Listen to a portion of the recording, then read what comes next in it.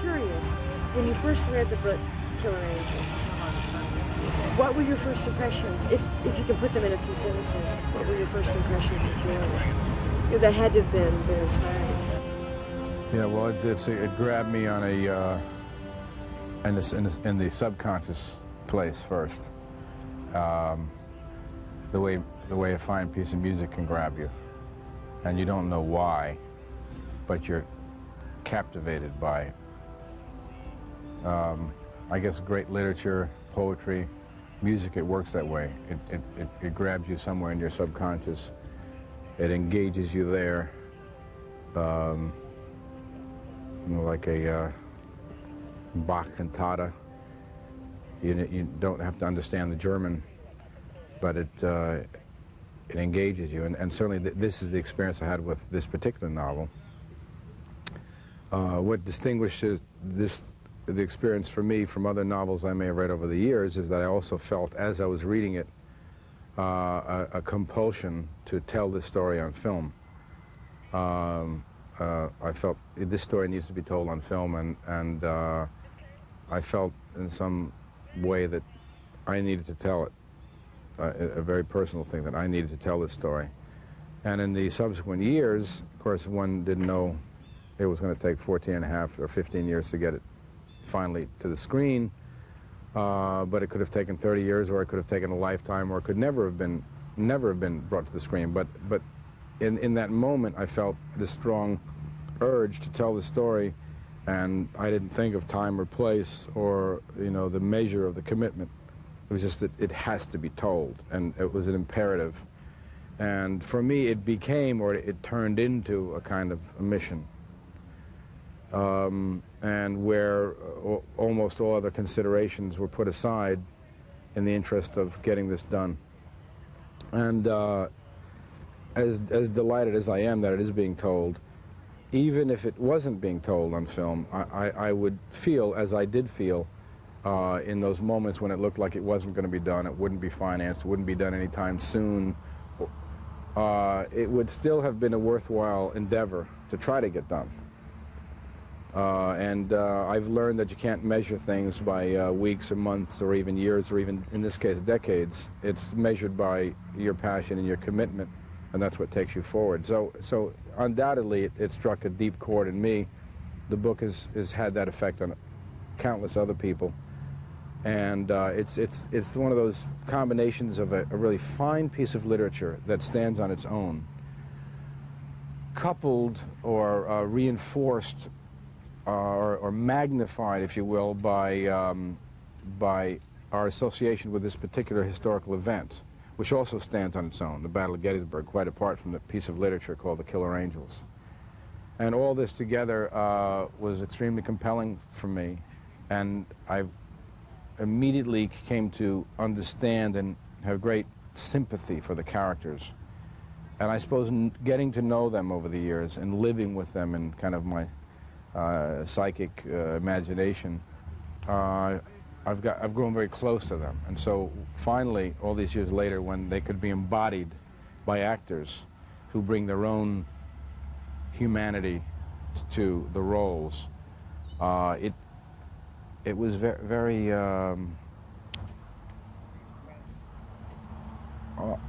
mystical, really, to see these people really come to life, embodied with these life and blood people.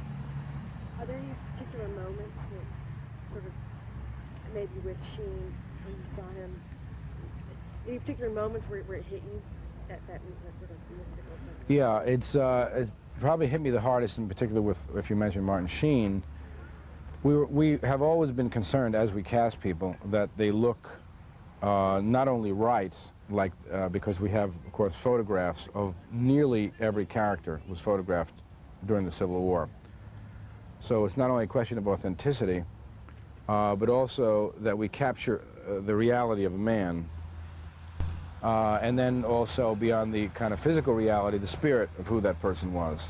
And I talk a lot with the actors in our work about entering into the moral universe of these characters, which goes much far beyond the uniform and the hair and makeup.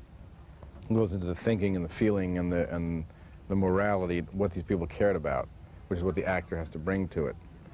And collectively, all the actors then create this 19th century world with its concerns and its fears and its passions. And when I first saw Marty Sheen in his makeup, our first makeup test, when it was still rudimentary, comparatively rudimentary, the beard wasn't finely fixed, and the mustache and the hair, all that stuff, because of course he needed a hairpiece and the whole 9 yards to get him to look like Robert E. Lee. But when I saw in the makeup test, what was even more impressive than the very fine work of the makeup artist was the look in Marty Sheen's eye. And I thought, wow, this is Robert E. Lee. And that was, I remember we all looked at those slides early on before we started shooting, and we were all captivated. If you had any particular interest before this book in the Civil War, and if so, what that was? I suppose I have had that interest, and my dad took me around to historical sites at a very early age. I don't remember going to that many Civil War sites, but he certainly took me to French and Indian War sites and Revolutionary War sites like Ticonderoga and Saratoga, those kind of places, and also read a lot to me in my youth, a lot of history and a lot of literature, and then of course when I started going to school, I then picked up the habit and read on my own. So I've always been interested in history, not just American history, but world history, and literature, and good history when it's really well written. So yes, I've had this kind of background of an interest, and some of the projects that I've been interested in doing over the years are also from a historical nature. But also, I see these things and I approach this project as something that's very vital and living and present and of an immediate relationship, so it's not like something far away. It's very close. I feel very close to these characters and to their concerns, and I think one of the things, again, compelling about the novel or about his history, when we look at history, sometimes we can see ourselves with greater clarity, because we're so confused by the present.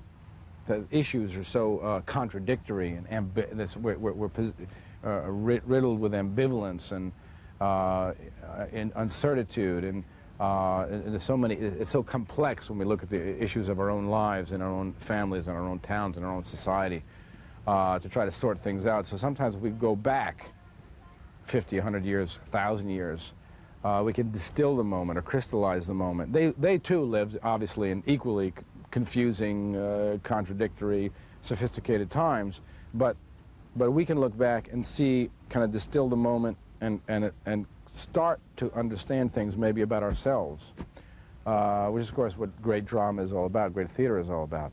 And so by going back into the Civil War, which is not that long ago, it's a hair's breadth, in historical terms. It's this morning in terms of the human family. We can begin to see ourselves today and recognize ourselves, and at the same time look at who are these very strange, bizarre people who could run up against cannon fire, that they could believe in something so profoundly that they'd be willing to kill or be killed, to take another life or sacrifice their own life for a cause. And that is something very bizarre to us in the 80s and 90s. And at the same time, we recognize it. At the same time that we know there's some kind of dormant muscles or psycho beings in ourselves which say, yeah, I could do that. I could do it for something. I could do it for my family, for my kids. So there's a situation where I would do that, or something I believe in. It's just kind of dormant. And so we explore this in The Killer Angels, this kind of zealotry, or this kind of idealism, this kind of belief system where people get caught up into something that's bigger than their own lives. In an age where very few things are bigger than our own lives in the 1990s, or we're coming out of this me decade or so forth, this kind of egocentrism. And I, as a filmmaker, I'm not commenting on whether it's good or bad. It's not my interest to do that, but it's to raise these kind of questions. What makes us similar to these people? What makes us different from these people? And it is so poignant because looking at it, it's a sophisticated time, certainly, as sophisticated as any time, but there's a certain naivete about the 19th century. And people, and there is more of a clarity about kind of right and wrong. people were not as confused as we are today about moral issues, about right and wrong. And they were ready to take a stand for these belief systems. And one of the ironies about the Killer Angels is that every one of the characters, we understand them, we identify with them, we have great sympathy for them, we care about them. And yet every character embodies the killer and the angel in the human being. Every character is quite exemplary, quite likable.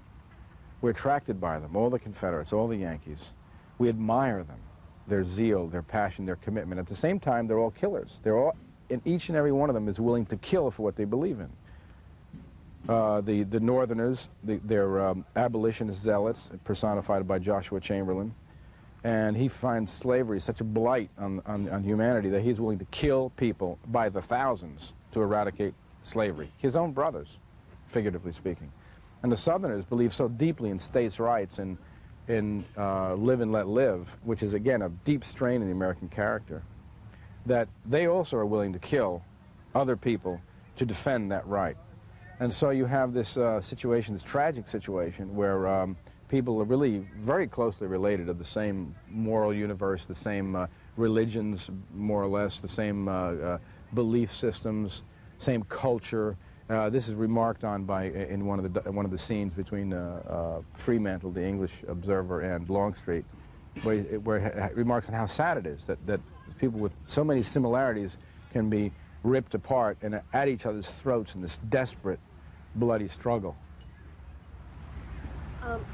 We could go back just a second to the Killer Angels kind of concept, because I haven't gotten quite from people yet exactly what, on tape, what that reference comes from. It comes from a Shakespeare play. Could you just kind of go over that again?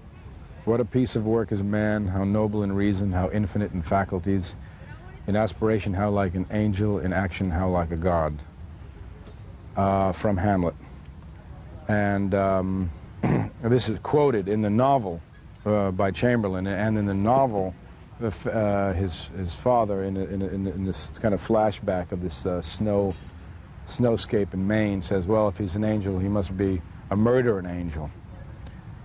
And we changed the scene around, because we don't have any flashbacks to Maine or where the characters come from, to where the scene, that is put in the context of Joshua Chamberlain and his aide-de-camp Kilrain, this Irish immigrant Kilrain.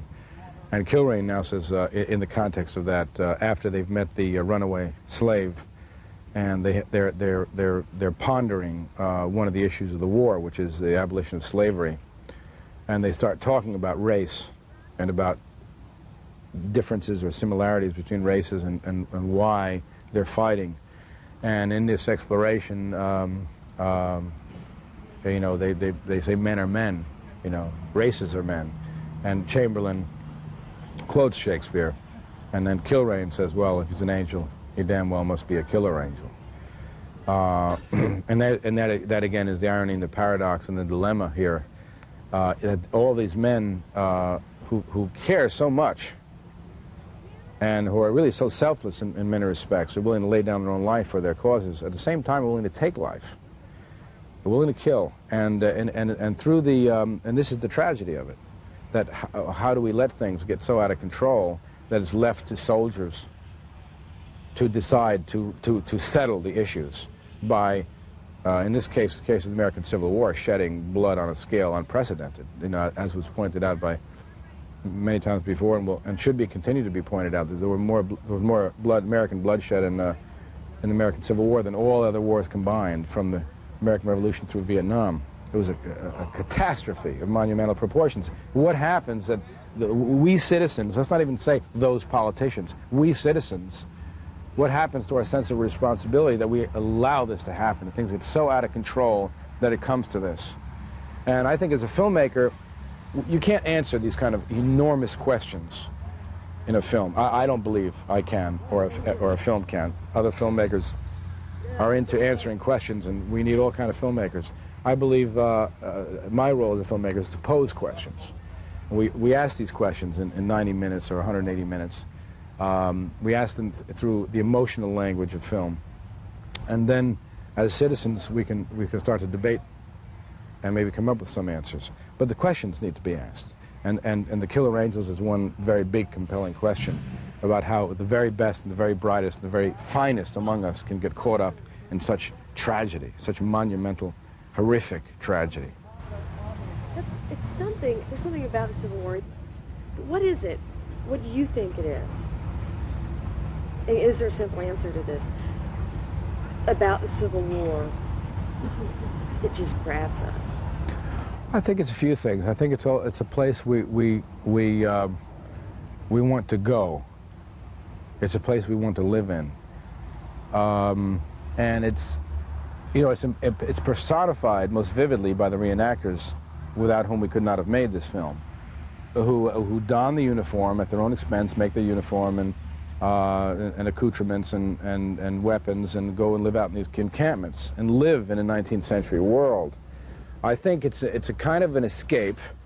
It's an escape, and I'm not loading the word escape with any kind of negative sentiment. It's even though it seems like it would be, because it's a departure. It's getting away from a world of very confused, almost non-existent moral standards, where just kind of anything goes world that we live in now, and to a place where things seem to have been more defined. Some of this is probably an illusion, because people always had complicated lives, no matter when they lived, and they always had problems, and they always will. That's pretty obvious. But at the same time, it seems to be a simpler world and a more defined world than we live in now. So going into it, we can say, well, here's the right, here's the wrong, here's where people lived, and it was a simpler time. And so I think part of it is that. But then again, you could say that about the early 19th century or about the 17th century. Why the Civil War? I think the Civil War period, again, it's one of the basic stories of humankind, which is fratricide, it's one of those handful of Greek tales that come down to us from the Greeks, from the great Greek dramatists, that are retold and retold and retold every generation. And this Civil War is the embodiment of that story of brother against brother, and it's so vivid and so recent and so close to us, and at the same time, although it's a universal tale, and I think The Killer Angels as a film one will emotionally get it, even if one doesn't know American history. If one watches it in Greece or in Albania or in South America, you'll get it, the emotional life of it. But it's also, for Americans, has this particular poignancy because it was the war that was fought in our own backyards, in our own households. And certainly any American family that is here from the 1860s, that dates their relationship, their ancestry from the 1860s, was touched by it. Every family was touched by it, virtually. It had a relative that was lost in that war, one way or the other. Certainly the Confederacy. The Confederacy, it's more vivid. The old southern states, it's more vivid because they were kind of the lost cause, so to speak, and a lost way of life, and being conquered and dominated by, as they saw it at the time, a foreign power, which was the North. But the entire eastern seaboard was caught up in that conflagration. So again, it belongs to us in a very vivid sense. Although many families were, involved and had sacrifices put on them in the wars since, and this was the war that was fought here. And you can go up and down the eastern seaboard and visit all these battlefields. So I think, for all these reasons, the American Civil War has a certain resonance, and also because the issues of the Civil War were never really decided. And we have a feeling that before the Civil War there were a collection of sovereign states, and at the Civil War the country was finally born in this crucible of death, and the country kind of began with the termination of the Civil War. And all these same issues, basically, of states' rights and live and let live and rugged individualism versus this kind of federalism and government care and government being involved in things. These issues, we're fighting them out in every presidential campaign, in every by-election, in every congressional campaign. And also this dualism in the American character is vividly portrayed in the American Civil War. The Joshua Chamberlain represents this crusading zealot that has to right every wrong. In the case of the Civil War, it's the abolition of slavery. But you could say it's the same thing that takes us to the beaches of Normandy in the face of fascism. It's the same thing that takes us to Vietnam and the rice paddies in the face of communism, those kind of despotisms. The same thing that takes us to Iraq. I mean, we can say, well, okay, we might have some interest in oil, protecting the oil flow, but at the same time, to be fair, a lot of the sentiment that motivated us to go to Iraq was this despot that was oppressing his own people and threatening his neighbors.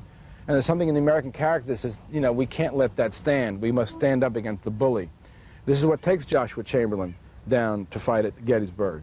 And on the other side, part of all of us, again, is the side that identifies with Robert E. Lee and Longstreet and Armistead and Pickett, which is, hey, I mind my own business, you mind yours. I don't want anybody, a king or a tyrant or a president or a politician, to tell me how to live my life. And that also is a very strong strain in the American character. And we live with these issues today. So all these issues that were fought on the battlefields of Gettysburg and Antietam and Shiloh, in a large sense, are still with us and are still very much in our concerns. Yes, I agree. I'd like to go back. You've had a very long history, and I'm wondering, with this, I know you went to Europe and stuff with your locations and stuff at one point. Well, I remember the inspirational moments. There have been many. When it looked like it was going to be a hard, long road, and it was. It has been. When people just who gave me encouragement. That's what I remember. And you know, I hope that the making of this film, quite apart from whatever value it has intrinsically, but the making of it can be a reminder to anyone who has a project they care about to stick with it.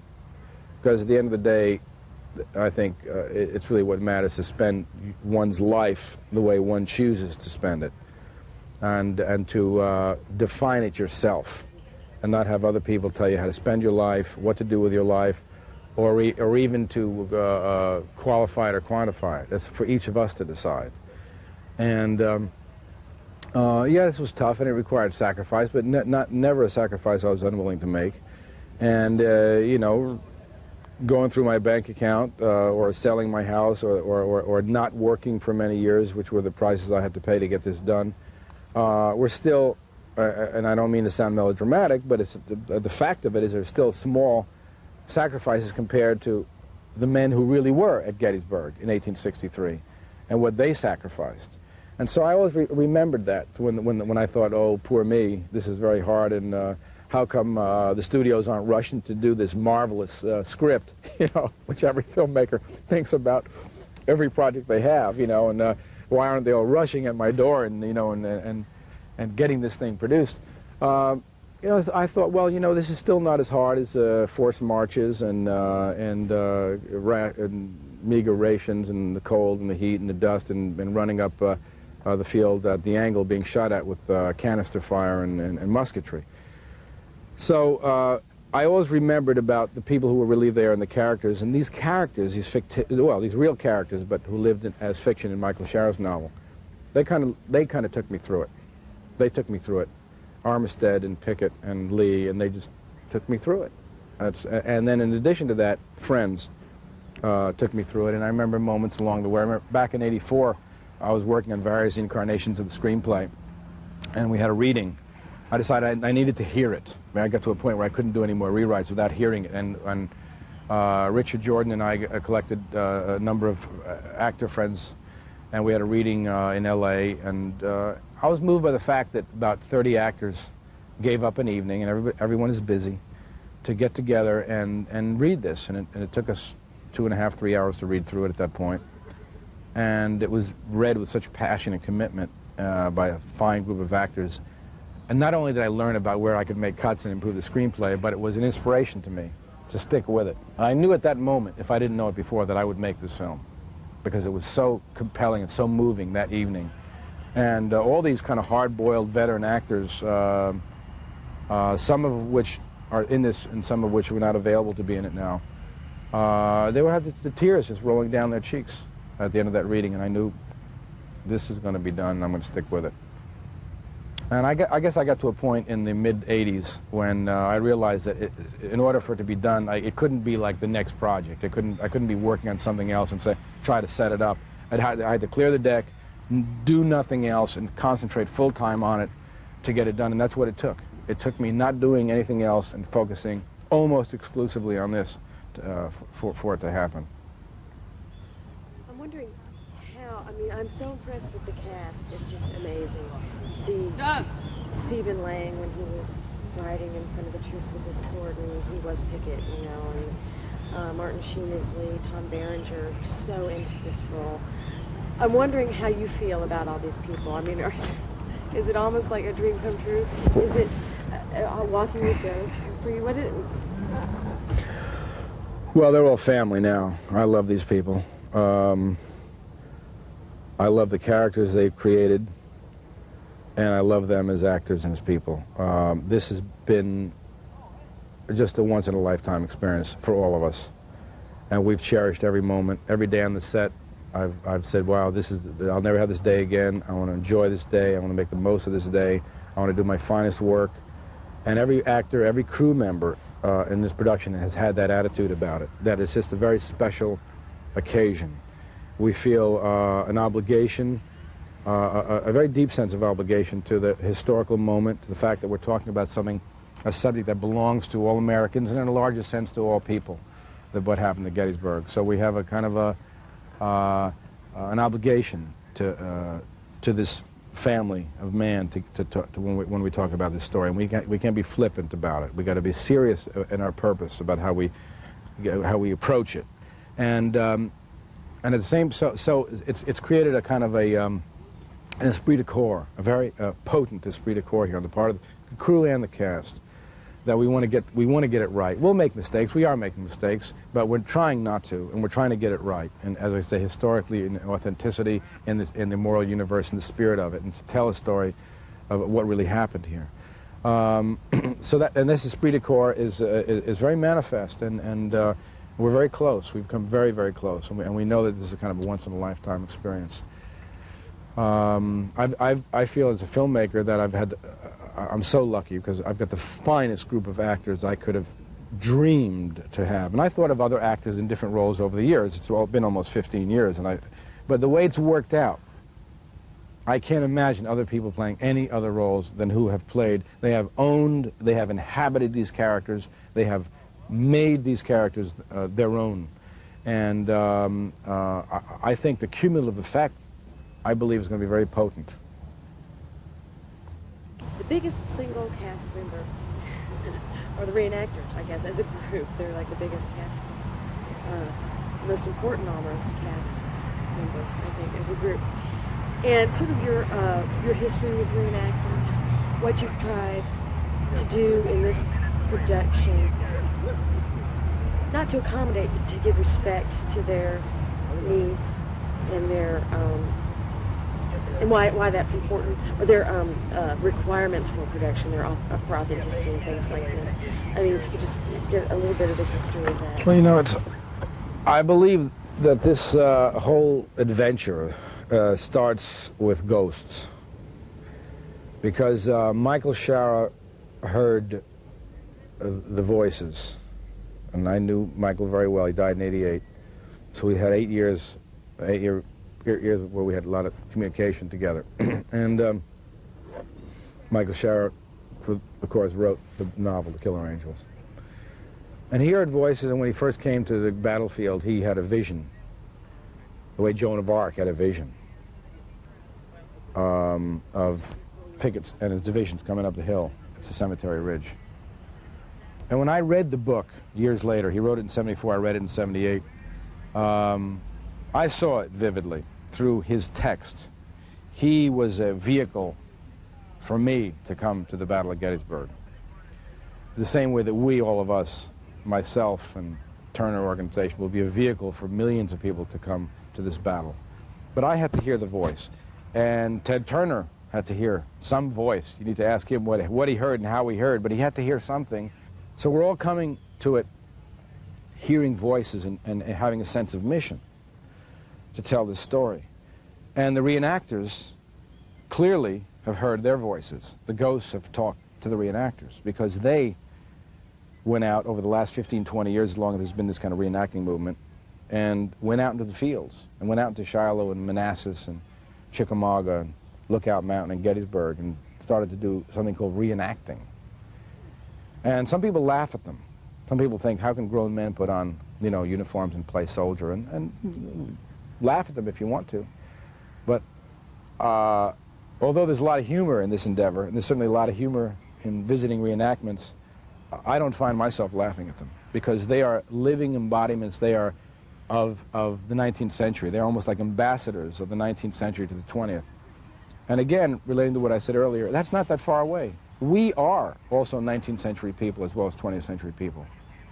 And the next generation or the next century, people will be looking back to us, and are they going to be looking at us like those, you know, silly, what do we have to do with 20th century people? No, we're all connected. We're connected by time to the past and the present. We're connected horizontally to all the people on the planet, in all cultures and all times. We're connected to all living things. I believe this. You know, we're connected to all living things, to the animals. We're connected in time to the past and the present. And this thing of reenactors is, again, just an embodiment of this kind of feeling that we are with those people and with their concerns. And when you sit down in the encampments, as I have visited during the reenactments, sit around the campfires and you hear people playing harmonicas or banjos, and they're debating the issues of this particular battle or this particular... It's something very poignant and sweet about it. And if it wasn't for the reenacted movements, this film could not be made. There's no way anybody could afford to put 4,000 men in the field with weapons and cannons and so forth, which they bring to it. So again, I can't say this too much, that it's beyond what they look like. It's not just the uniform and the musket. It's the feeling. Now, if you went and uniformed and propped people in, you know, extras someplace, or, you know, like at one point I was considering doing this in Eastern Europe, it seemed like the only place to do it in the early 80s. You'd never have the feeling you have. You'd have people walking around with rifles and uniforms. These people are living and breathing the Civil War. So when we had a scene, for instance, with Marty Sheen playing Lee, he rode out, these troops went around him, and they were crying out, Lee and Virginia, and they were reaching out to touch him, and it bounced off him, and it bounced back to them, and there was a synergy. It was mystical. And we have many scenes in the film like that, where the energy that the reenactors have brought to it has fed what the actors are doing it and gave it a beyond an authenticity, a feeling, this intense emotional feeling and passion. So I think in the end of it, all of us hearing these kind of voices of the ghosts have now been embodied by the reenactors, by the actors, and the ghosts now have, in fact, been given a voice. So all these things we've heard in our subconscious or in our sleep or in our dream world, an audience will hear it's being enacted out by Marty Sheen, by Tom Berenger, by Stephen Lang, by Richard Jordan, as Pickett, as Armistead, as Lee, and they are now living in the mythic world of that film brings, you know, that film brings to us and to future generations. Pickett's charge me, in particular, the day on the park.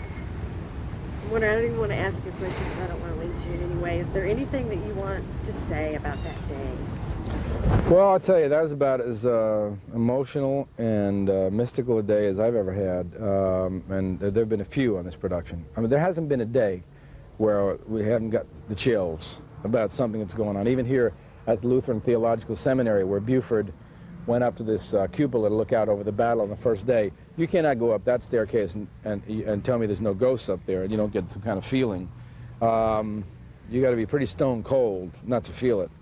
And this whole area, of course, just being in the battlefield as we were on the first day of Pickett's charge, the actual battlefield, I mean, the ground resonates with energy. And one of the reenactors said as they left the tree line, the actual tree line where the Confederates left on the afternoon of July 3rd, 1863, as they left the tree line, they were giving the rebel yell, but they heard this echo from behind them of 15,000 voices. Now, there were only 3,600 guys there that day, so the echo they heard were the 15,000 ghosts of the men who actually did the charge. Now, every day I hear stories like this, and you know, you can laugh at it, But I've been here, and I understand what people are talking about, and I've been coming here for many years now, and we did Pickett's Charge over 6 days. It was Monday through Saturday, which will distill down to about 10 minutes of film. And on the Friday and Saturday, we got into the angle. Finally, we worked our way up the field, across the Emmitsburg Road, in the final charge, and into the what they call the Bloody Angle by the copse of trees. And that particular day, I remember Richard Jordan, who's been a friend of mine for 20 years, more than 20 years, and he's helped me, been a supporter of mine on this project for at least 10 years, who played Armistead, and magnificently played Armistead. He looked at me and he said, "Ron, this is the hardest day I've ever had as an actor." Because he had to run, it was like, I don't know how hot it was, but it was hot and humid, you were there. And I had to run across that field, and we were doing it that particular day in big, long takes with a lot of cameras, the final charge with thousands of men at the angle. And it was physically draining, but I think what he meant, I know what he meant, was not just how physically draining it was, but how emotionally draining it was. To play Armistead, and he had become Armistead by that point, and to put that hat on the sword and lead those men and say, "Virginians, follow me, who will follow me?" And to lead them in the final space of death and destruction into the angle and go over the wall. And it was very, very, very emotional to see the flags of the Confederacy go up there and one by one fall. And then when we were done filming it, all the reenactors spontaneously and without a cue knelt, and Brian Pohanka, our historical advisor, said, "Let's just have a moment of silence for the brave men who fell at Gettysburg." I tell you, there was not a dry eye anywhere around the vicinity. I'd like to kind of turn it back on you. Is there anything that I've missed? Is there anything that you want out there? Well, you know, it's been a long road, and to get this project made, and I'm enjoying very much the making of it now. I'm enjoying it shot by shot. Every shot I'm saying, let's make the best shot we can and really get the moment here. The actors have that attitude, and I'm just so grateful that that such a magnificent crew and cast has come together on this. And, you know, I realized, if I didn't know it before, and I kind of had a sense of it for a long time, but it came home to me, again, very vividly, very powerfully. This isn't my project. This is our project, and I mean our meaning, you know, in the sense of being a citizen, or it belongs to the country. And I'm very lucky that I've had a part to play in it. But I've always felt like a sense of, to play my role as someone who has to help bring it together. But everyone involved in this has owned it. Every member of the crew, every cast member, all the people at Turner Organization. And I'm just delighted that the story is being told. And I think that it'll be a healing experience to see this film. It should be. I think that through all the death and destruction and murder and mayhem and the tragedy of it all, there will be a catharsis, again coming back to the Greeks, and it'll be very healing to relive what our ancestors lived through, and to feel it as a part of who we are as a people.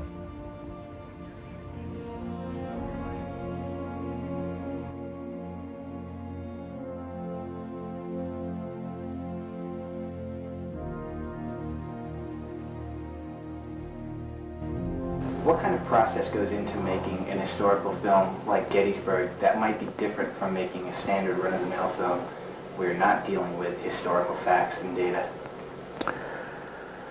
Well, the essential difference is that the events you're depicting happened once upon a time. So your first job is really very similar to the job of a historian. A historian that is really not even thinking in terms of motion pictures, which is an attempt to get at the truth, which historians know is a difficult, time-consuming, painstaking process. As a filmmaker, it is my intention to begin like a historian begins, in that place where I'm trying to get to the truth of what actually happened. Now, I may then take liberties with it later on, or may not take liberties with it later on because of what I'm exploring in terms of the ideas and the mythology of what I'm exploring. But before I can do any of that, I have to get on as solid ground as I can. So I'm interested in that part of it, and essentially the reason I'm interested in that part of it, it's more than a curiosity. It is because, well, for instance, if somebody was interested in doing my life, not that I can imagine anybody would be, but if they would be interested in doing such a thing 500 years from now, I hope that somebody would really try to get to the truth of who I am and what I'm about, and not be flippant and cavalier about my life, however trivial it may be, because to me it's my life. So if I approach Joshua Lawrence Chamberlain, as we had to do in Gettysburg, or as I'm currently doing with Joan of Arc, if I'm approaching her and her contemporaries, my intention is to try to get to some kind of as close to who those people were as possible. Needless to say, the further back you go in time, the more challenging that becomes. So that in the case of Gettysburg, in order for me to be true to them, it takes a kind of a surrender. What do I mean by that? I mean a surrender of the ego, a surrender even of intentionality, surrender of preconceptions, notions, everything all the baggage that I may carry around about the Civil War. I make an attempt to wipe the slate clean and start anew, to listen. To me, it's a listening process. Listening to the voices that come to us, in the case of Gettysburg, from the mid-19th century America, in the case of Joan of Arc, from the early 15th century France. To listen, to me, is a prerequisite to everything. It's before I speak, it's before I write, it's before I direct, it's listening. I think it's incumbent upon me, as someone who's interested in making historical film, to begin in this place. You have to get very quiet to listen to people who were talking 500 years ago, even 150 years ago, because there's a lot of noise. There's a lot of noise in our contemporary world. There's a lot of noise and misinformation between their world and ours. How do I go about doing this? In fact, there's a forgetting process that has to take place. For instance, Joshua Lawrence Chamberlain lived before the theory of relativity was expounded. Joshua Lawrence Chamberlain lived in an age before Sigmund Freud wrote. And so all these intellectual, scientific, philosophic areas that have occurred between then and now have to be erased from the work I do as a filmmaker, or with a small h, the work I do as a historian / filmmaker, because it did not pertain to these people. And I have to enter their world, which stops at July 1st, 2nd, and 3rd, 1863. They not only had no idea that these theories would happen in the 20th century, they had no idea what would happen the next day. They didn't know where they would live the next day, to see the next dawn. So I've got to put myself there by a process of eliminating what's happened in between, and by a process of listening to them. How do we listen to them? They left, in the case of the American Civil War, copious amounts of writings, diaries, letters, journalistic accounts, reminiscences, reports, actually battlefield reports. So it's easy for someone who wants to avoid the work to say, well, nothing's accurate anyway. But it's much more difficult and challenging, and I think incumbent on a filmmaker to do the homework, to do the digging, to do the research, and not only what was said at the time, but in the subsequent generations of the lifelong work of historians who have studied this area and have been able to get into insights and make certain conclusions or deductions or discoveries about what went on. When all this is done, And I call it getting into the moral universe of the characters, which is at a deeper level than just what did they wear and what were the insignia on their sleeves and what were the right canons. This is very important work. The production designer does it. The costume designer does it. It's very important work. You have to get it right, the look of the film. But what really makes a film, to my mind, compelling and interesting and fascinating and in the end worthwhile is to get into the hearts and minds of the characters. And it is in this place where we find the justification to make the film in the first place, because that's where we want to go. We want to go where these people are going, not just physically on the lay of the land, but also on the heartfelt journey that these people are on. Why are they sacrificing their lives? Why are they taking life? These are huge, enormous actions for human beings to do, and for us to kind of get into understanding them, we have to enter into what I call their moral universe. That's their belief system. That's what they've read, what's influenced them, how they relate to one another, religion, music, art. In the case of Joan of Arc, which I'm working on now, it's in a sense more difficult because we're going so far back. There's more you've got to get rid of. Now you've got to get rid of the Enlightenment and the Renaissance and Rousseau and Voltaire and all that stuff. Whether we've studied it consciously in school or whether we've read it or whether it's part of our makeup. It's part of who we are as people now, even those who are not formally educated. All this stuff has made us who we are as people living in the last quarter of the 20th century. And all that has to be erased now, because it has nothing to do with these people, nothing to do with the Duc d'Alençon, nothing to do with Charles VII, the Dauphin, nothing to do with the Duke of Bedford or Joan of Arc. These people were living in the waning ages of what we now call the Middle Ages. They didn't refer to it at the time. They were just living in the present. And so, again, forgetting and trying to listen to that. And in her case, there are many, many chronicles. They're all written in what we now refer to as ancient French. So in this case, it's really a job of similar to a historian or a researcher, as if I was going to start out and my intention was to write a book. So I've got to go back to the original text, which I've done, the chronicle of the transcript of the trial that condemned her, the transcript of the trial of rehabilitation some 20 years later, and also the chronicles that were written at the time. It's all in Old French or Latin. And then you have to, like any translation, like a translation of poetry, you have to find the good, reliable translations, because things get lost along the way, like in biblical translation. Modern translations of the Bible now go back to the Aramaic, the Hebrew, and the Latin.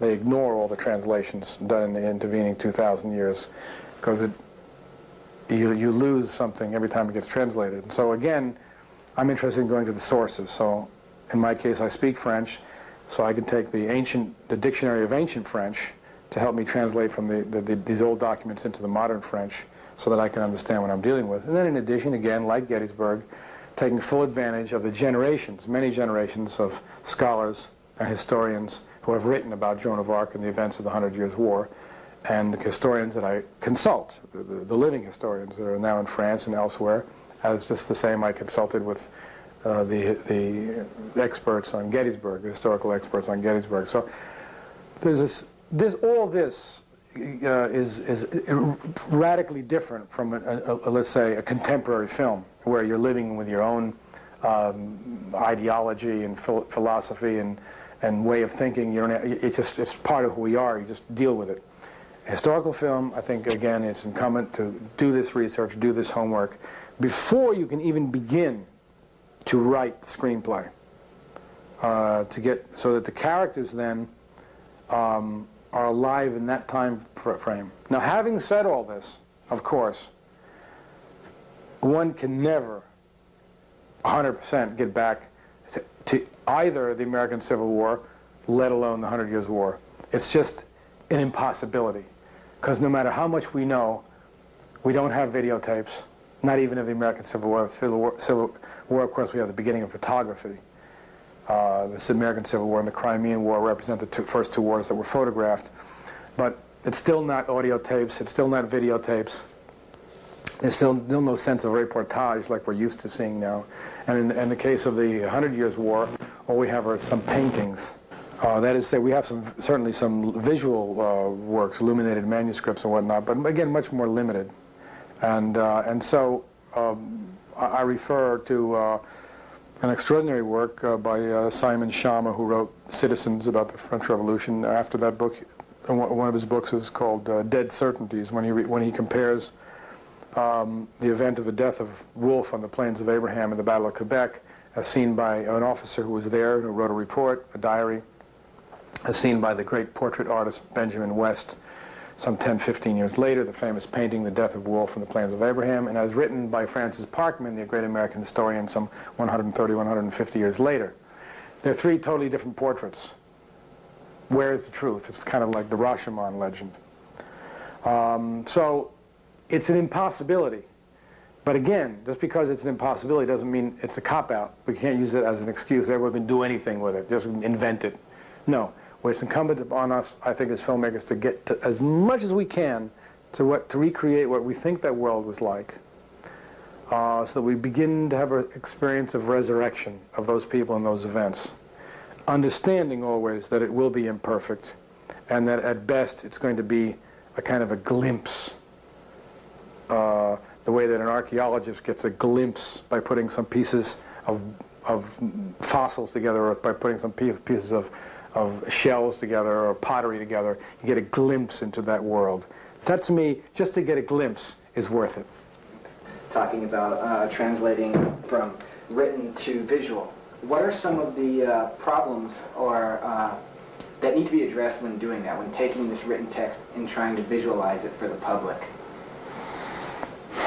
Well, again, I was going to say the difference between history and film, and then I want to correct myself immediately, because the great history books I've written are so dramatic. You can't put them down. I mean, you think of Bruce Catton, for instance. You cannot put it down. It just reads like a great novel.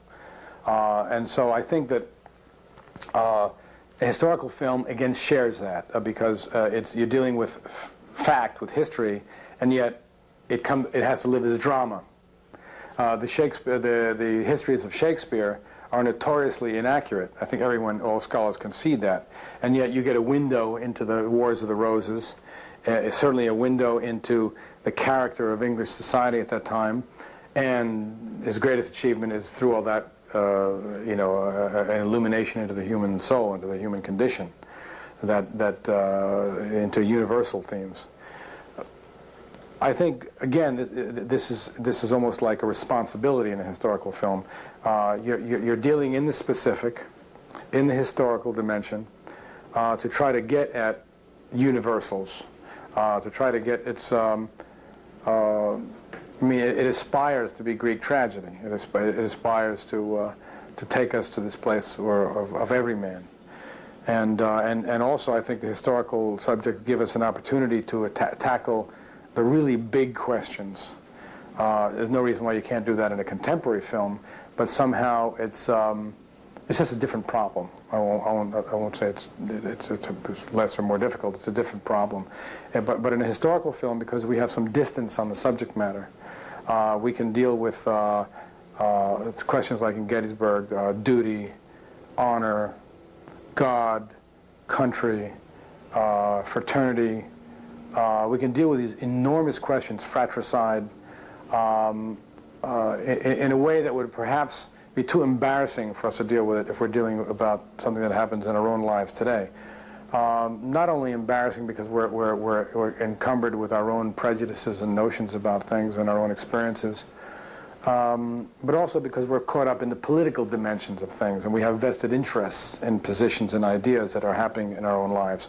And when you remove issues 150 years or 500 years, I mean, I don't think anybody today gets emotionally worked up about the issues of the 100 Years' War, because it's not in our face, it's not present. And so therefore we can see through the political level of things, and the politics are very interesting of that, but we can see through the political dimension to the human drama, the Greek tragedy underneath, which kind of becomes more visible to us because of its distance. And I think these historical subjects give us this opportunity to grapple with the big themes. I mean, in Joan of Arc, we're dealing with faith. We're dealing with belief. We're dealing with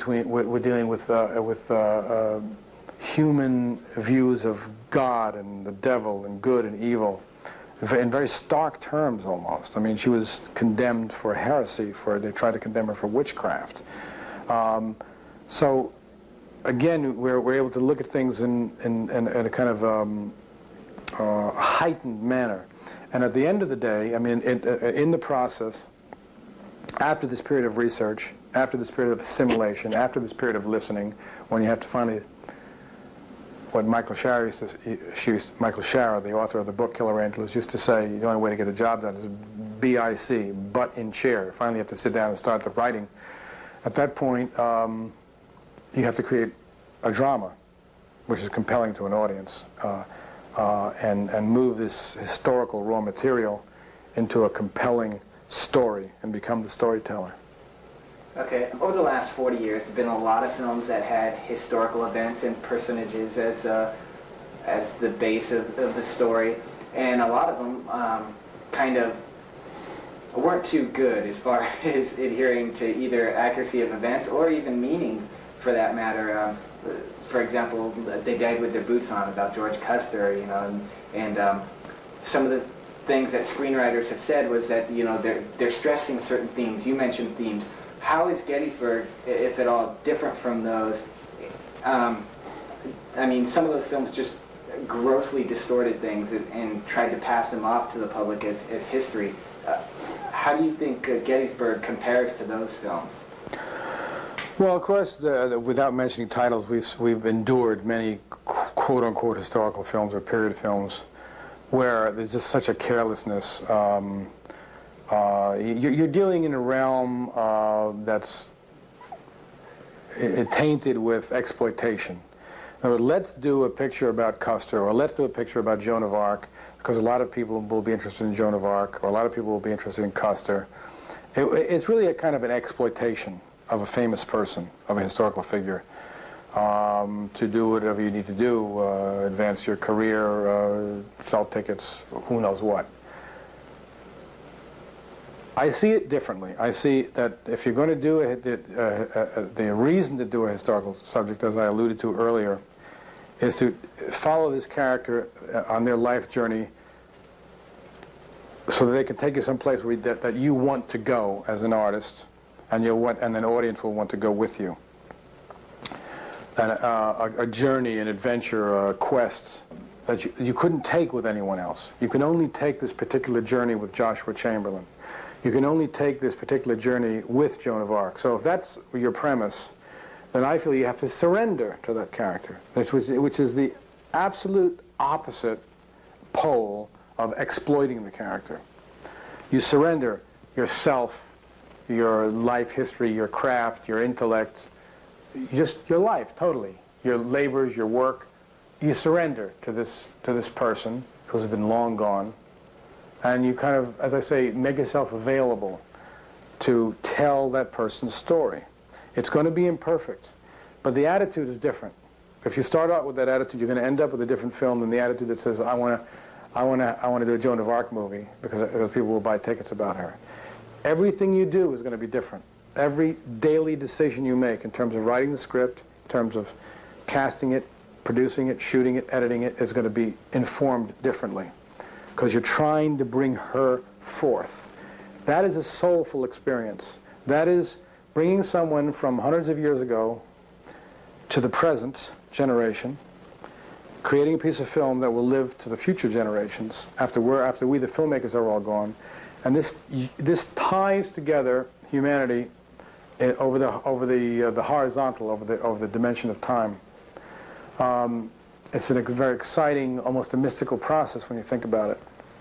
So the story becomes bigger than me and my effort, becomes bigger than the studio that's investing in it, becomes even bigger than all the critics and all the people who will see it in our lifetime. Because the story is bigger. Joan of Arc, for instance, that story will be told long after we're gone. More movies will be made. The Battle of Gettysburg, that story will be told, more histories will be written, because the events are so huge that we, as different generations of humanity, have to come back and revisit it and grapple with it and sink our teeth into it and think about it and feel it time and time again. I just think that, getting back to your question, these kinds of considerations are often not even thought of. So if a film is not thought of as a connection across the generations, if a film is not thought of as a unifying force across generations, if a film is not thought of as a deeply soulful experience, akin to going to church, akin to sitting in a concert hall listening to a Brahms symphony, you're going to end up with a different product at the end of the day. Everything you do is informed differently. Something like Gettysburg, which deals with the Civil War, I would think a lot of people still, and some more than others in certain regions of this country, still find salience in the issues that drove that war. And so you are kind of dealing with something that's going to affect the contemporary society's ideas. So how do you approach that in doing something? I'm very glad you asked that question, because it's by not addressing what's contemporary in a subject, by not emphasizing it, it becomes more accessible to us. It's a curious phenomenon. If we took the Battle of Gettysburg and tried to hit every point that connected us with our contemporary world, and there are many, it would appear as propaganda, as didactic, and ultimately boring and able to be dismissed. I could do the same thing in Joan of Arc. If I went out of my way to say, now, do you understand this is a girl who's dressing as a man, who's leading armies, and why don't we have women in the military today? It would be didactic, propaganda, boring, and you could dismiss it, and it would be deserved to be dismissed, because it would be reducing her, this historical figure, to a tool to what my little political agenda is in 1995. It would be a pitiful and regrettable exercise and a waste of time and everybody's money. She's bigger than that. That's why she's compelling across the generations. Gettysburg is bigger than any little issue we want to take out of it. And by just letting those people speak for themselves to the extent possible, all the contemporary analogies become so evident that a blind man could see it. It's curious how it has this opposite effect. You just take yourself out of it, take your politics out of it to the extent possible, open yourself up to let them tell their story, and then all the contemporary relevances come home, and not only the ones that exist on the superficial political layer, but the deeper ones, the psychological ones, the real connections to these people. So that by the end of the film, I think it's fair to say, Joshua Chamberlain is now a part of your life forevermore. He will never leave you after seeing that film. And I aspire that after you see Joan of Arc, she will be a part of your life, and you'll never be able to escape her presence. And this, again, is to my mind, can only be done by leaving all these kind of political agendas behind and the contemporary references. Now, being that Gettysburg was based on Michael Shar's book, which is, it's something that's considered fiction, and it is, he gets credit for being very accurate in his events, but it's fiction because he creates a lot of the interior dialogue of the characters involved. I was wondering, did the decision to base the movie on that book come from the book itself, or did you already have in mind to make a movie about Gettysburg and then decide to base it on the book? In the case of Gettysburg, it started from the book. I had always had an interest in history, in American history, and the American Civil War, but it's not like I was starting out saying I want to do a picture on the Civil War or I want to do a picture on Gettysburg. No, the book was given to me in 1978. I couldn't put it down, and I optioned the book, and it started a 13-year saga to get it financed, another 2.5 years to make it. In the case of Joan of Arc, it's a different process. It's the historical figure that is compelling to me, the events of those times. There was no single book that I read that said, oh, I have to turn this into a movie. In fact, I've now read plenty of books, and I haven't even been able to find a single book that I could even adapt.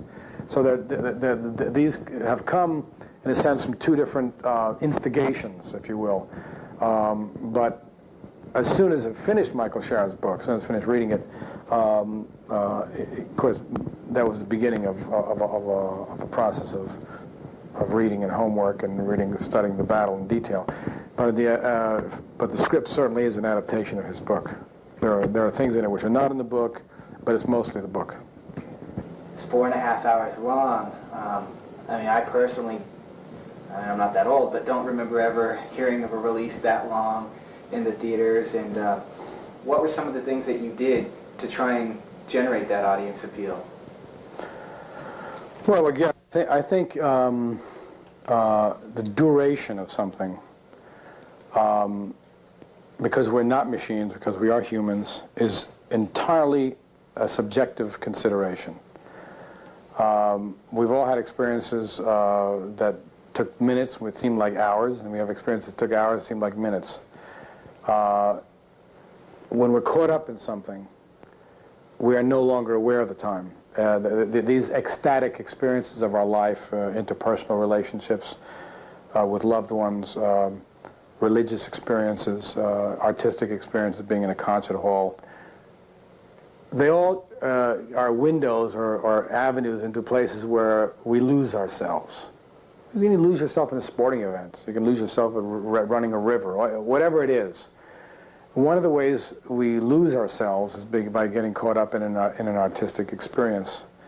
We're transported to another world, another time, another place. And while we're on that magic carpet, we are not aware of the ticking clock or even the beating of our hearts.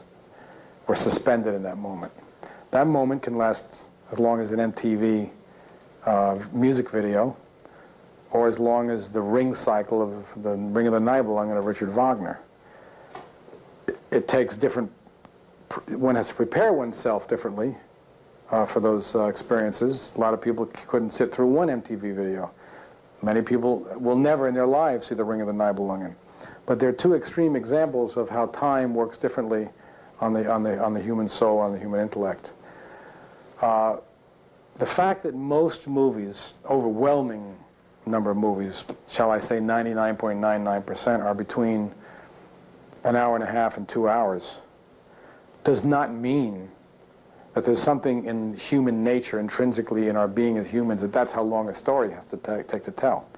In fact, it's got nothing to do with us as human beings. I think nothing to do with us. I think this is a product of marketing, of distribution, and of economics. This is an intrusion of economic considerations into an area which should be soulful and have nothing to do with such notions as how long something is.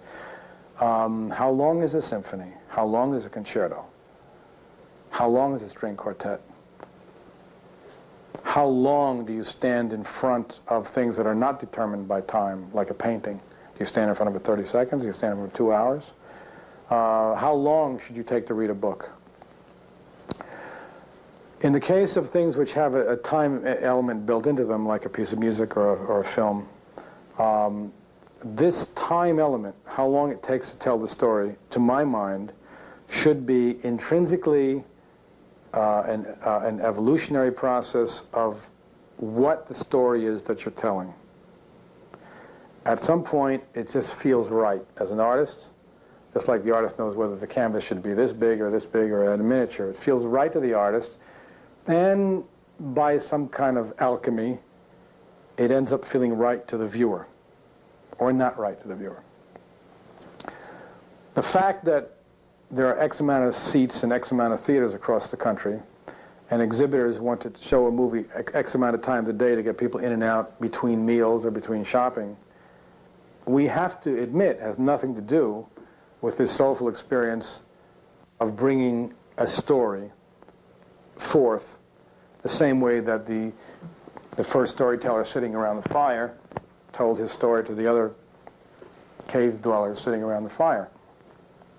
There wasn't somebody there saying, the story can just be so long because we're going to sit on these rocks until the fire goes out, and the next group's going to come in, sit around the fire, then the next group's going to... It didn't enter into the equation. A story has a life of its own.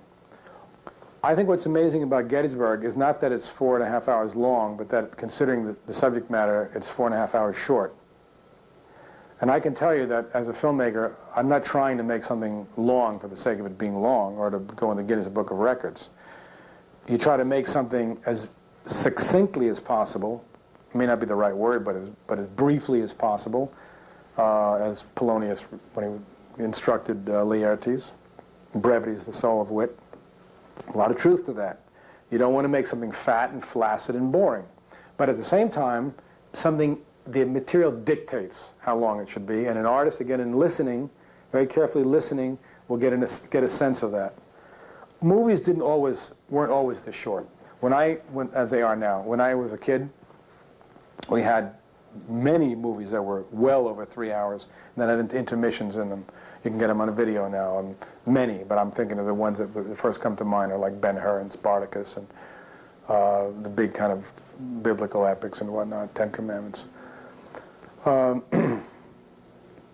European films, to this day, are still not quite in the straitjacket of time as American Hollywood films are. Thinking of Bertolucci's 1900, Once Upon a Time in America. There are a number you could think of.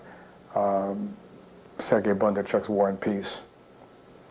Everything isn't 2 hours, and so when you take on some of these subjects, the filmmakers in the studio have to understand that they're going to have to rethink the distribution patterns. And in the case of Gettysburg, the only reason this was possible is because you had, and it's not me who's saying it, but I'm echoing what's been said, and I think it's true, you had a visionary running the company. The man at the very top, Ted Turner, said, this movie is going to be as long as the filmmaker says it's going to be. And we weren't capricious or arbitrary about it. We tested the film, we edited the film, we re-edited the film to get it where it could work optimally. But at one point I had it under 4 hours and it started to unravel. Didn't have the same emotional power, didn't have the same comprehension. We had to put material back. It's a process. But once we arrived at that length, Ted Turner said it goes out at this length. Now you, the distribution people, you, the exhibitors, work it out. How do we bring this to the public? Not how do we, it's really putting things, to my mind, in the proper order. It's putting the story first, and then the marketing, you market the product, instead of, here's the market, fit the product into the market. I understand why things exist that way. It's an economy that runs a certain way, that's evolved a certain way, but it wasn't always so, and it needn't always be so. I was wondering what some of your hopes or thoughts were once this was released to the public as far as reaction and what that would be. On Gettysburg, critical opinion was very mixed. I mean, there were critics who loved the film. There were critics who attacked the film, and I suppose that's always the way it will be. I learned a lot from reading a lot of criticism, but criticism, like anything else, there are a handful of very good critics who are very serious, and there are many other critics who look like you wonder if they even saw the movie, if they just didn't send one of their junior stringers from the newspaper out and then they put their name on the review, because you wonder what movie they're talking about. There's some sloppy, infantile kind of what passes for journalism, and a lot of people are writing reviews that are not qualified to write reviews. They think just because they went to movies, like everybody goes to the movie, everybody thinks they ought to be able to write a review. Where do you put more of the emphasis when you're creating this product? I don't know, as an example, on your own image, on the subject itself, on the end product? I don't know. Well, it's a process, and again, I think the process has to be honored. If you try to shortcut the process, reduce the process, squeeze the process into some kind of a prefab mold, it's killing of the whole thing. And you can't end up with a soulful experience, the kind of thing that I'm interested in, unless the whole process is soulful, every stage of it. So you start out with this, as I refer to this period of research. That's where your energy is. The research doesn't really finish, but the main body of time that you're committing to it ends at one point, and you start the writing. And you're committed totally to the writing process. And even though you're diligent, you work every day, and you have deadlines for yourself, that takes what it's going to take, finally. And then you have it's done, and everybody approves the script, and you budget it and board it, and decide where you're going to film it. And you're into another part of the process. When that's done, then you're into casting it, and you're totally absorbed in the casting. Get the right people in the right roles. That's you make it or break it right there. Right there. You have the wrong Joshua Chamberlain, everything else you do is a waste of time. The wrong Joan of Arc, no movie. terribly important, that process, and you have to give yourself the time, again, to see and hear and listen and feel the people that are coming in front of you. And then you get into rehearsal and production, pre-production, prepare it, choose your locations, and then when you're shooting, by the time you're shooting, hopefully as a director, you've assimilated all you're going to assimilate. You've done all your homework, you've read all the histories, you've been to the locations, you've met with the historical advisors, you've spent time with the actors, you've rehearsed, you know it as well as you're ever going to know it, and now you're at 100% creative juices. You're out there, you're just doing it, leading the orchestra. And at that point, it's all organic. You've assimilated everything. You are the subject matter at that point, or you better be damn well close to it. And you just, at that point, it becomes very free, having prepared it carefully and diligently and thoroughly. It's a very freeing. Shooting to me is very freeing. It can be very high pressured, but it doesn't. To me, it doesn't feel high pressured when I'm finally there. When we're finally rolling the cameras, it's finally the moment has arrived when everything you've done before boils down to what's going to go into that lens. It's exhilarating. And then you film for that X amount of weeks, and there's that extreme creative energy that's going on between you and the immediate crew and the actors. Then you're in post-production, and you're now shaping it. And again, you've shot it a certain way, scripted by the numbers, but editing now, you've got to let the material talk to you again. You've got to let the material talk to you again. It's not a matter of forcing it into what you thought it should be. You assemble it, the editor assembles it, but now it starts to have a life of its own. And you kind of respect it and watch it, and that needs a time. It can't be rushed. And I'm talking about 12-hour days. I'm not talking about, oh, I don't feel like working today. You work 6 days a week, 12 hours a day, 14 hours a day, but it's still going to have a life of its own. And if you try to force it, the material suffers. The composer gets it when the picture's locked. He looks at it. He has to live with it. He has to feel it. That process of putting music on it. So everything is just a process that you devote yourself to 100% at every point. When you got out to Pennsylvania and you got set up and ready to shoot, what were some of the challenges involved in capturing what you wanted to on film? At that point, you're focused on getting the look right, creating the physical environment. So it was very important. I learned, having looked at the possibility of shooting this in Eastern Europe before the end of communism, when one could quote-unquote rent an army. I looked at the possibility of shooting up and down the eastern seaboard at army posts. But finally, Gettysburg, it had to be, I felt very strongly, it had to be at Gettysburg because of the unique topography of the land.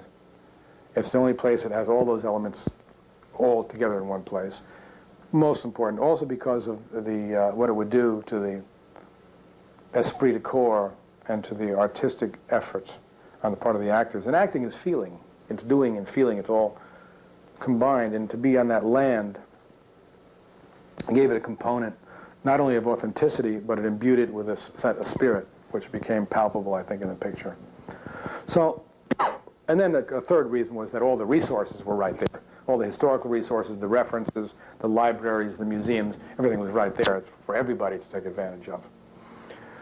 So I came to a conviction it had to be shot there, and I had to convince people of this, because it boils down to dollars and cents and time finally. And we agreed that this is where it should be filmed. I think it's one of the reasons why the film looks as good as compelling as it is. And then we're there, and we had to figure out where we could shoot, what we could shoot in the national park, what we had to shoot out of the national park. And you get into considerations, which are logistical considerations about weapons, firing, and safety issues, and noise, and where the airplane's flying, where's traffic, where can you put your crew, what hotel do you stay in. And they're production problems you solve that are akin with any movie. Now, as far as the actors are concerned, what were some of the things that the actors in Gettysburg did to help them recreate these personalities that they were portraying? First of all, they were given all the biographies to read. Almost every character had a diary or a reminiscence or a biography, or even more in the case of Joshua Chamberlain, more than one. So if they had not already read these books by the time they came to the set, they read them. by the time they got there. But in almost every case, the actors came to the set having their homework already completed. And there was even a sense that no one wanted to be the one to let everybody else down. There was a real potent esprit de corps on the set.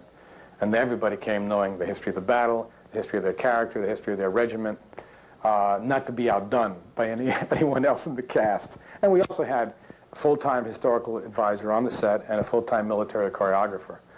And in addition, because we had thousands of reenactors, they're all, you know, armchair, and no, I shouldn't say armchair, they're field historians as well. So any mistakes we made in the film, I should say, it's pretty amazing we could get away with making any mistakes, considering how many eyes were there to check on us. What was the nature of dealing with these reenactors on the field who are so stringent that things be right?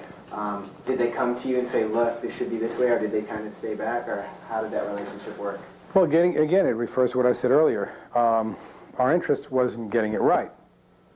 So if that's your attitude, everybody that can help you get it right, please speak up. And we convey that to everyone. We only ask that they keep it structured, because it was not a free-for-all, chaotic out there with thousands of people. So there was a chain of command already just to get people moved around and in and out of camps and into the formations of battle. And so they were told, please use anything that's incorrect, inaccurate, that can be improved upon, a hat, anything, an insignia, flag, anything at all. Do not hesitate, but pass it up a chain of command. So go up to the chain of command, end up to the military choreographer, if he thought it was something that was valid, would discuss it with the historian.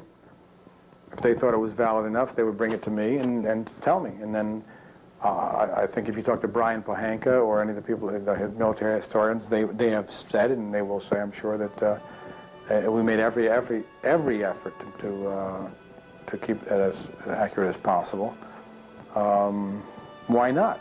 I mean, wasn't like us against them or the Hollywood against the historians. I mean, I think there might have been a prejudice against us to start out with, because so many Hollywood films have been so cavalier and sloppy in how they portray history. But I think once we were there for a while, there was an understanding that, you know, what they do, the people at the Park Service, the historians who write the books, and what we do as filmmakers is really all part and part of the same effort to resurrect history and share it and explore it and illuminate it.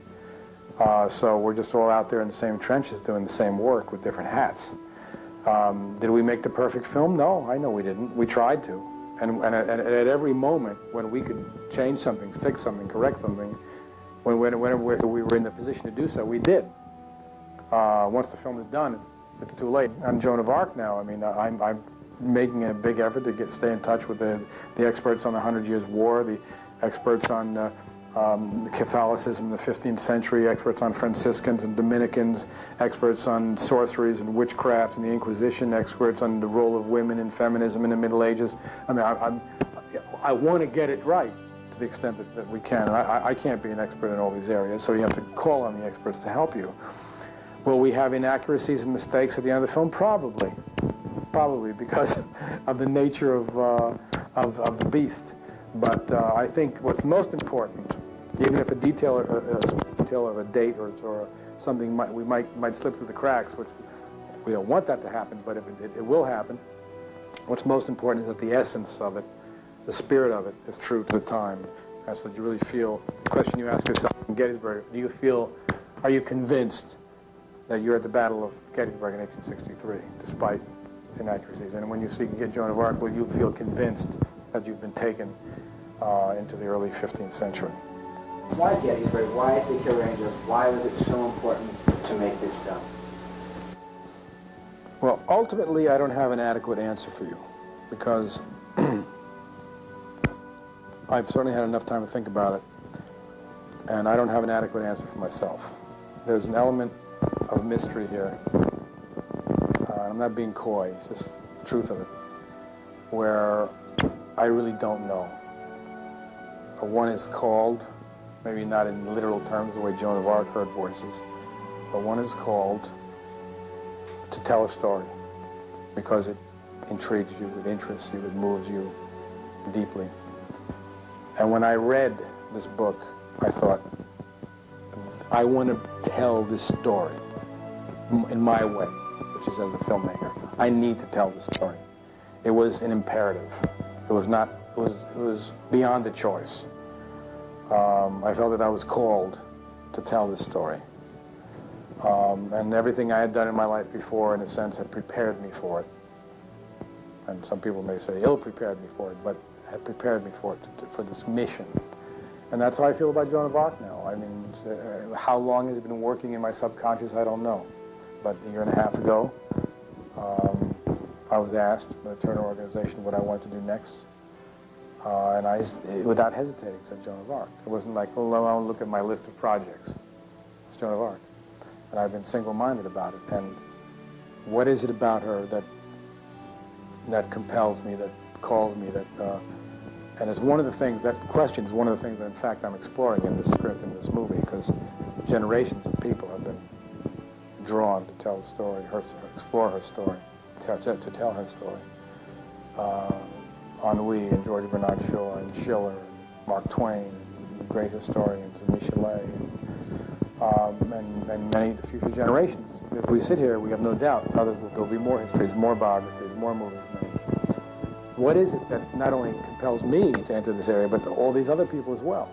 And it's one of the questions I'm asking in the film in ways that will be revealed when the film comes out. I don't think there's ever an adequate, completely satisfying answer.